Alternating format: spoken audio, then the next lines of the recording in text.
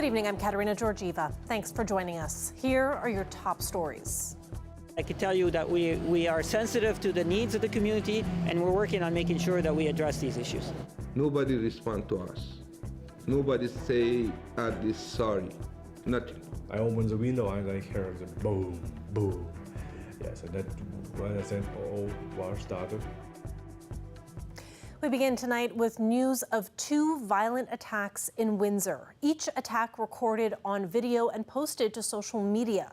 Both cases appear to be young men attacking each victim who was walking alone. The CBC's Jacob Barker joins me now live in studio for more on this. Jacob, what are you seeing in these videos? Well, I've watched 2 videos posted to social media showing these assaults. The one we are showing was released by Windsor Police. They say these attacks happened early Saturday morning. The videos I viewed show a group of what looks like young men, one of them riding a bike. In each video, they attack different men. Both happen in the early hours of the morning when it's still dark out. The assaults appear to be particularly brutal. They show the victims being punched and kicked relentlessly. Attackers also hurl racial slurs at them. Police have edited out those parts of the video they posted, but they also paused the video in places attempting to help identify the suspects. In one of the videos I viewed, the man being attacked appears to be black. The other video ends with hard kicks to the man's head, which is then stomped upon. Jacob, what do we know about the people who were attacked? Well, we do know that one of those men being attacked was seriously injured. The Major Crimes Unit is investigating these incidents. Police say it's the same suspects involved in both assaults and that the assaults appear to be random. Police say the first one occurred at 4:20 in the morning in a parking lot restaurant at 100 Wyandotte Street East. That's a KFC. 5 to 7 suspects are believed to have been involved. And the second incident, they say, happened at 5:20 a.m. in the area of Church and Pitt Street East beside the Aquatic Center, and that it is possible that the men were in the downtown core prior to the assault. Definitely disturbing. And what are police saying about all this? In a statement released late this afternoon, the interim police chief, Jason Belair, said, quote, "The fact that 2 random assaults were recorded and shared is disturbing. We understand the videos will have a far-reaching impact on our community, and we encourage the public to come forward." In particular, police want anyone with surveillance cameras in those areas to review their footage for evidence, mentioning specifically that the suspects may have been in the downtown core prior to the incidents. I did ask for an interview with police to get more information about this attack, but they refused to answer our questions today, saying they'll provide an update for us tomorrow. Thanks for this, Jacob. CBC's Jacob Barker live in studio for us tonight, and we will have more on this story online at our website. Just go to cbc.ca/Windsor. In other news now, Canada's Minister of Transport is in Windsor today. He was making an announcement about rail service at the train station, but we had questions for him about some key issues affecting our community. We sent CBC's Jason Vio there today, and he joins me now live. So Jason, let's start with Arrive Can. We've covered the vocal criticism of the app from people here in Windsor. What did the minister have to say about that when you asked him? Well, Minister Omar Al-Ghabra didn't make any firm commitments about the future of the Arrive Can app, and that's an app that you need on your phone or some sort of screenshot of the app when crossing a border crossing like this here at the Ambassador Bridge to show the border guards on the Canadian side. And he says that it's something that makes that process more efficient, but he's also heard criticisms about it being a frustrating barrier, and he says the government is listening. In fact, though, he did defend the app today, saying that if it was no longer a requirement, that it would actually increase delays at the border. And what he means by that is if it didn't exist, that border guards would have to manually look over and input all of your information, such as your vaccination status, as you're making your way through the border. Here's a bit more of my exchange with the minister today. You say efficiency, other people say barriers. How do you meet in the middle? Are we scrapping it soon, or what's going on? Well, I mean, look, what the questions you're asking are the discussions that we're having with communities within government. So we're listening. We want to do what's right. We want to keep Canadians safe, and we also want to make sure that we enhance efficiency and the experience of travelers. So we're certainly listening, and we're working with our stakeholders. Now, there is something that's called an order in council that is in effect. It was put into effect by the federal government that allows them to mandate the use of the ArriveCAN app when crossing a border like this one. And that's essentially a federal government decision that's not discussed in Parliament and doesn't require any legislation to enact. And that's when the future of this app is expected to be discussed. Meanwhile, I did speak with this region's only Liberal MP, and he says that he's being slammed with complaints about the ArriveCAN app. Overwhelmingly, we've heard concerns that it is a barrier and it presents a frustrating challenge for again, residents and businesses. As a border community, that's what I've been conveying to our ministers, really, is that border communities have experienced COVID quite differently than other Canadian communities. Jason, speaking of the border, we reported recently on possible delays with construction of the Gordie Howe Bridge. So what did you learn about that? That's right. So that's just west of where I'm standing now, west of the Ambassador Bridge down the Detroit River. And he says the $5.7 billion crossing is scheduled to open on time, which is by the end of 2024. But we did report in recent weeks on an analyst report by S&P Global that said that could be delayed to April 2025. That's due to things like supply chain issues, Kat, as we have mentioned, and labor shortages. But he says at the talks at the highest level that come across his desk, there's nothing to indicate that that project will be delayed. Then we also have the Ambassador Bridge. That's another ongoing project. How is the federal government handling the possible twinning of that bridge? Well, the minister said today that there are conversations happening between the feds, the Ambassador Bridge Company, as well as the city of Windsor, talking about all of that, but he wouldn't elaborate exactly on what could be in the works. Now, the Canadian permit for the Ambassador Bridge twinning was issued 5 years ago, and it expires tomorrow. Bridge officials previously told us it's not a permit in their eyes, but rather the Canadian government blocking the project, and that's because they require the current bridge to be demolished once the new one is built. But that conflicts with the U.S. permit that was granted, not allowing the current bridge to be torn down. There's ongoing work on making sure that we want to see that happen. It's important for the community. Can you elaborate on those discussions? What's happening? Look, right now I don't want to negotiate or discuss in public, but there's ongoing discussion about making sure that we see that vision realized. So you're considering dropping the clause for them to demolish the current? We're in discussion, so I don't want to preempt these discussions, but I can tell you that we remain committed to this. Now, I did reach out to the mayor's office today, and they say they are still waiting on clarity from the federal government in terms of what's next about a possible twinning of the Ambassador Bridge here. And residents here in the West End say they're most concerned about the boarded up homes owned by the Ambassador Bridge Company that still remain, and how that affects their quality of life. Thanks for this, Jason. CBC's Jason Veal live from near the border for us tonight. And as we've reported, travelers across the country have been dealing with hiccups and delays at airports for months. A Windsor family has been waiting 2 weeks for Air Canada to send them 2 pieces of luggage. And as Dale Molnar reports, it could be weeks before they get it, if at all. Thank you for calling Air Canada Central Baggage Office. We apologize for the inconvenience caused to you. This message is becoming all too familiar to Mo Abdullahi. He has been calling this number almost every day for the past 2 weeks, trying to locate his luggage. This is the only thing bothering us. Nobody respond to us. Nobody say at this sorry. Nothing. Yeah, it mean they don't care. Yeah, we call like 10 times a day. Just one time they answered the phone and then they said, your luggage is going to come after 4 to 5 hours. The problem started August 15th when the family returned from a trip to Iran. In the picture, you can see one of the missing suitcases. They changed planes in Dublin, Ireland, where they boarded an Air Canada plane to Toronto's Pearson Airport. When they arrived, 2 bags didn't. And then after they check everything, like the boarding pass, all like the ticket, and they said, yeah, 48 hours, we send it to your house. But that didn't happen, and every time Abdullahi or his wife Kimya called, they'd say the same thing, 48 hours. Abdullahi estimates the value of the luggage and contents are about $3,000. That includes a laptop for his son Amir, which he needs for school next week.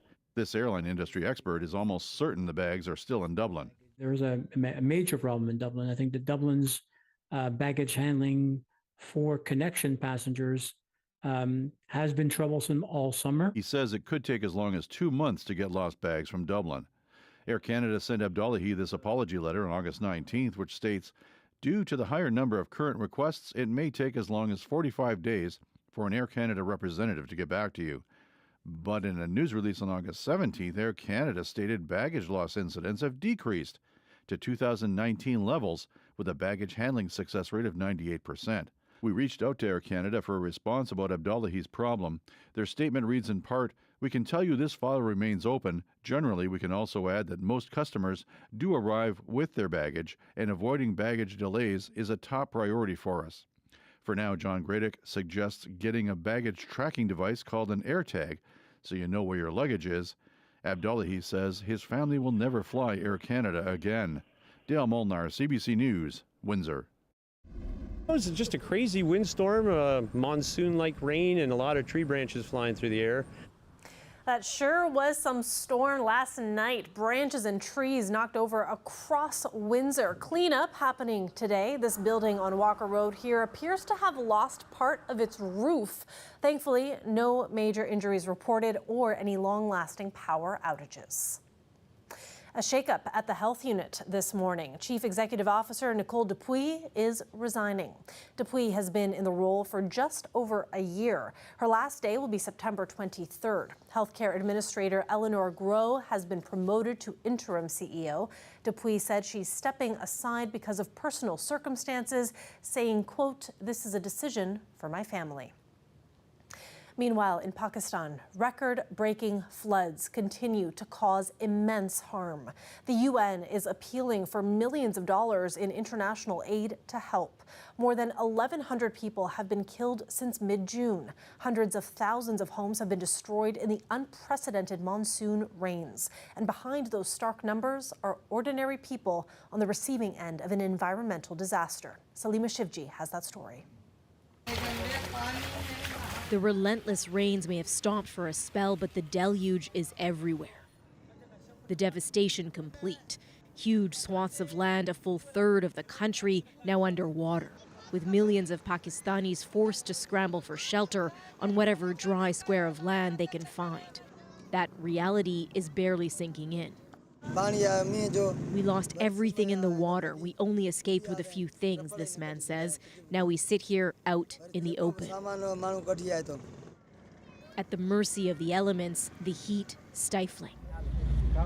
This farmer has been sleeping outside for a week. Only now has he gathered enough supplies to build a meager roof for his family. We have nothing. I can't even feed my children, he says. We need help. That need is acute all across Pakistan's 4 provinces, where thousands of homes and roads are now gone. An estimated $10 billion in damages in a country already in the throes of an economic crisis. At the moment, our main concern is to save lives. And aid workers are struggling to keep up and get to those in need. It's really, really devastating. The infrastructure has been completely decimated. And you know, this is not the only worry. When the water subsides, it's all the waterborne diseases that we're afraid will come. The United Nations has sent out an urgent call for millions of dollars in international aid for a country that has barely contributed to global emissions and yet is suffering disproportionately from the effects of climate change. The Pakistani people are facing a monsoon on steroids, the relentless impact of epochal levels of rain and flooding. Today, it is Pakistan. Tomorrow, it could be your country. But relief is still far off, with the waters of Pakistan's main rivers so swollen and more rain to come later in the week. Salima Shivji, CBC News, Mumbai. The man who was credited with bringing the Cold War to a peaceful end has died. Former Soviet President Mikhail Gorbachev was 91. Gorbachev led the Soviet Union first as the head of the Communist Party and then as president from 1985 to 1991. He worked to implement social democratic reforms and introduced his policy of glasnost, or openness, to Soviet government. He also engaged with the United States to limit nuclear weapons, significantly reducing Cold War tensions and winning the Nobel Peace Prize for those efforts in 1990. The Soviet leader oversaw the collapse of the Iron Curtain and the fall of the Berlin Wall, which led to the reunification of Germany. Gorbachev had worked to keep the Soviet Union intact, but it dissolved after an unsuccessful coup in 1991, and he resigned. Gorbachev continued to campaign for social democratic reforms in Russia after he left government. Meanwhile, heavy fighting is being reported in the Russian-occupied regions in South Ukraine.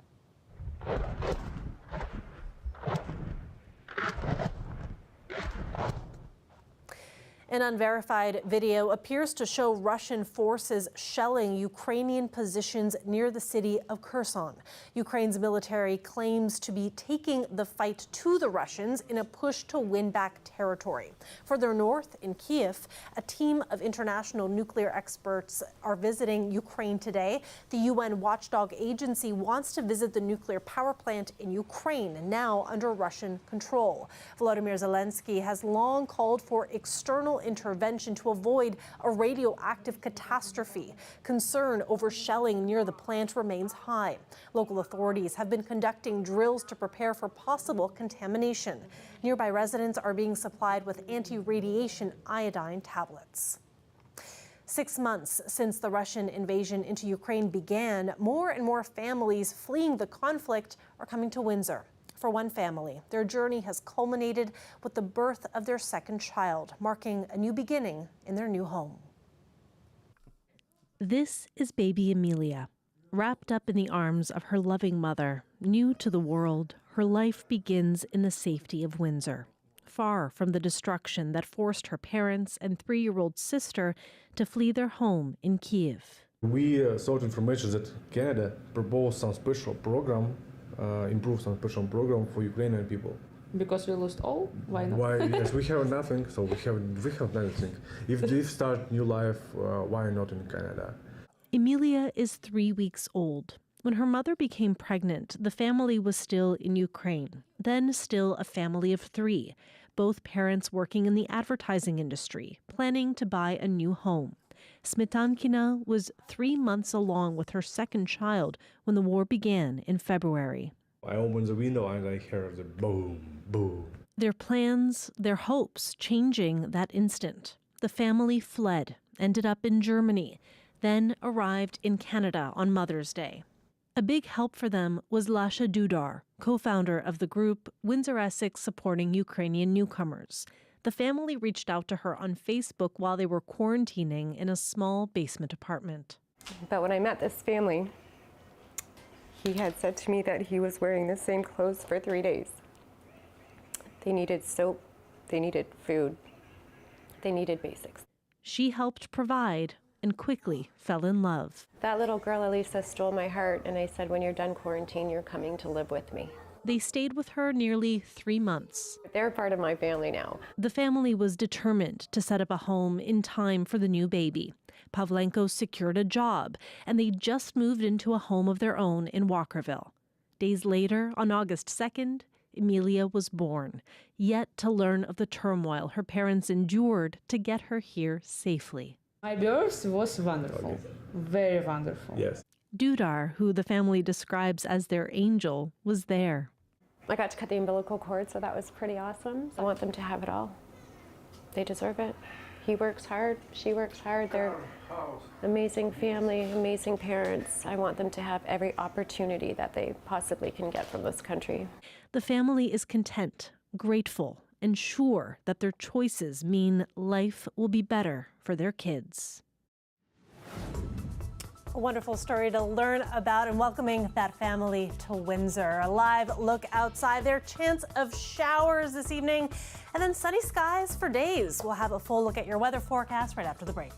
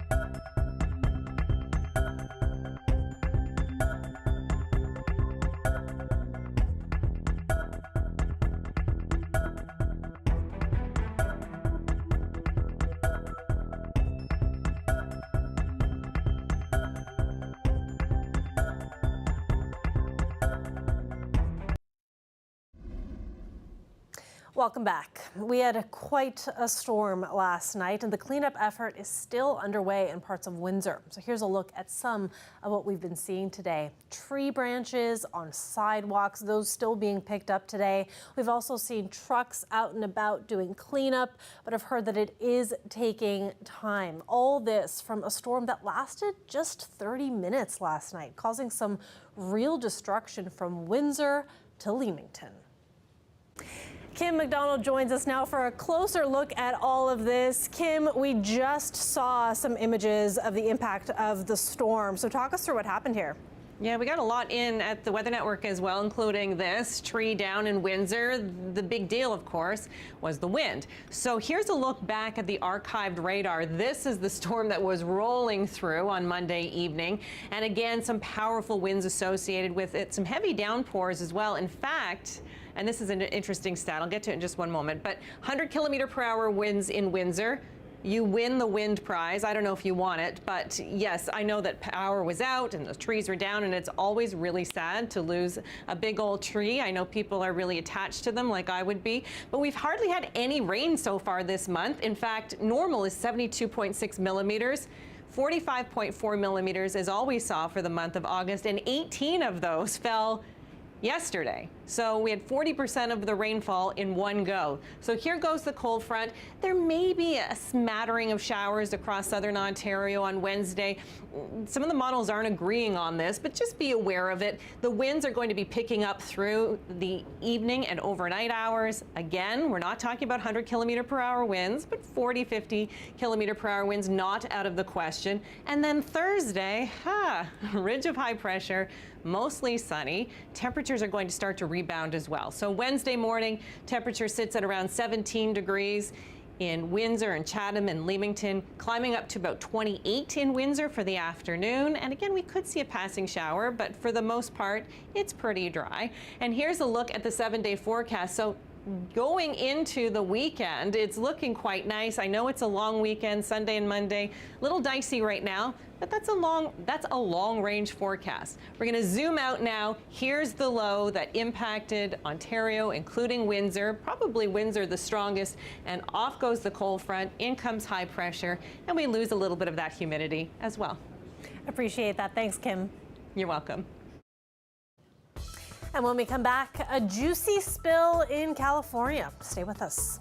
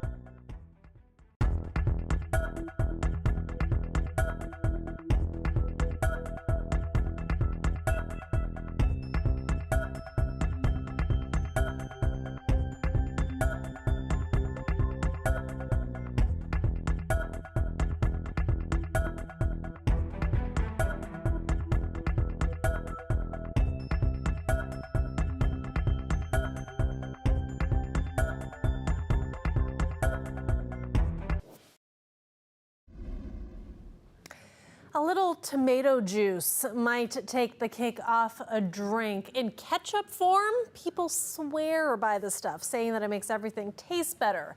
But what you're about to see is hardly appetizing.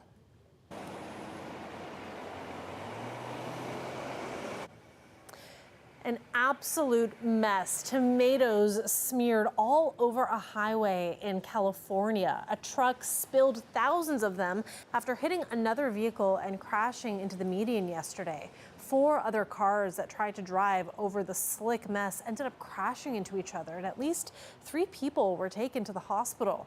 Lanes that had to be closed for cleanup, and traffic was backed up for hours.